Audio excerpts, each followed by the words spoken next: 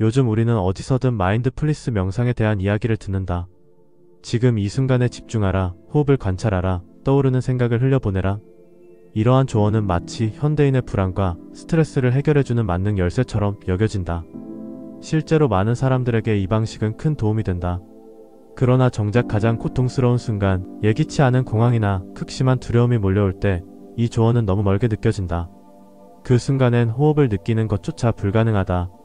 가슴은 조여오고 손끝이 떨리고 눈앞이 흐려지며 지금 이 순간을 알아차리는 것이 아니라 그 순간에 짓눌려 무너지고 만다. 이럴 때 사람들은 자신을 탓한다. 나는 명상을 잘 못하는 사람인가? 왜 나는 마음을 다스리지 못할까? 그렇게 다시 자신을 통제하려 하고 더 강하게 붙잡으려 한다. 그러나 역설적으로 그 붙잡음이야말로 공포를 더욱 강하게 만드는 원인이다.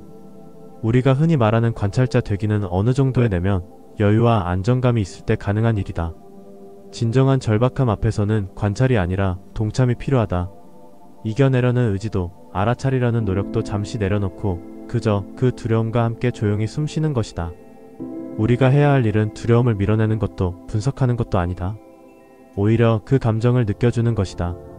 판단도 분별도 없이 두려움이 만들어낸 몸의 진동을 조용히 함께 느껴주는 일. 그것이야말로 알아차린 명상이 닿지 못하는 곳에서 시작되는 또 다른 치유의 길이다. 두려움은 이상하게도 우리가 밀어낼수록 더 끈질기게 따라붙는다. 흔히 우리는 감정을 다스려야 할 것, 통제해야 할 것으로 여긴다. 특히 두려움이나 불안처럼 고통스러운 감정은 빨리 없애야 할 문제처럼 취급된다. 그러나 바로 그 태도, 즉 이 감정은 없어져야 해라는 생각이 감정을 더 억압하고 더 오래 머물게 만든다. 두려움은 억누를수록 팽창하고 무시할수록 날카로워진다. 마치 거대한 폭풍우가 다가오는데 그것을 손으로 밀어내려 하는 것과 같다.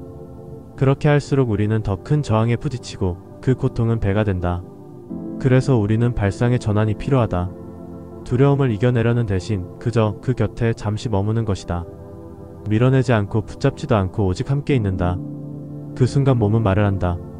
가슴이 조여오고 배가 뻣뻣하게 귓구멍이 메어온다.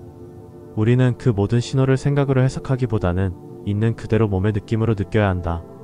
생각은 감정을 설명하려 들지만 설명은 늘 판단을 동반하고 판단은 다시 통제를 부른다. 반면 감각은 판단하지 않는다. 그저 지금 여기에서 일어나는 생생한 경험일 뿐이다. 이때 우리는 마음을 벗어나 몸으로 내려오게 된다. 두려움이라는 감정이 아니라 두려움이 만들어내는 감각, 그것에 머무는 것이다. 이렇게 감각에 머무르기 시작하면 아주 느리지만 분명한 변화가 일어난다. 감정이 점점 설명될 수 없는 존재가 아니라 함께 있어줄 수 있는 존재로 변한다. 우리는 두려움을 적이 아닌 친구로 대하게 된다.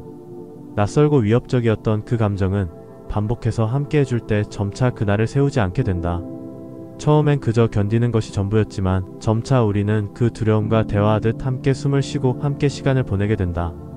그러는 동안 두려움은 조금씩 힘을 잃고 그 자리에 이전에는 몰랐던 고요함과 여유가 깃든다. 두려움을 없애는데 성공했기 때문이 아니다.